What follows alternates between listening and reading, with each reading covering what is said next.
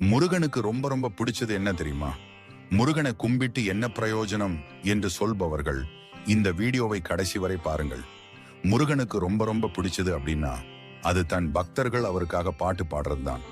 அதிலும் நாம் ஒரு பாடல் கேட்டிருப்போம் அல்லவா? மருதமலை மாமணியே முருகையா என்று. இந்த பாடல் இல்லாத கோவில் திருவிழாவும் இல்லை, ஏன் வீட்டு விசேஷம் இல்லை. அப்படிப்பட்ட பாடல் எப்படி உருவானது என்று தெரியுமா? பல தயாரிப்பாளர் சாண்டோ ஜின்னப்பதேவர் அவர்கள் கண்ணதாசனை அணுகினார். கண்ணதாசனும் இதோ வருகிறேன் அதோ வருகிறேன் என்று சொல்லியே 2-3 நாட்களாக பாட்டு எழுத வரமால் இருக்கிறார்.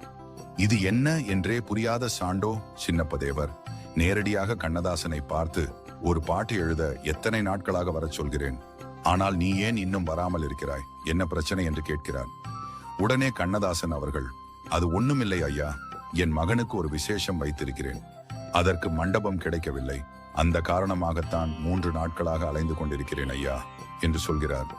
உடனே சாண்டோ சின்னப்பதேவர், இவ்வளவுதான, அதையெல்லாம் என் அப்பன் முருகன் பார்த்துக் கொள்வான், நீ முதலில் இந்த பாட்டை எழுதும் வேலையை பார் என்று சொல்கிறார்.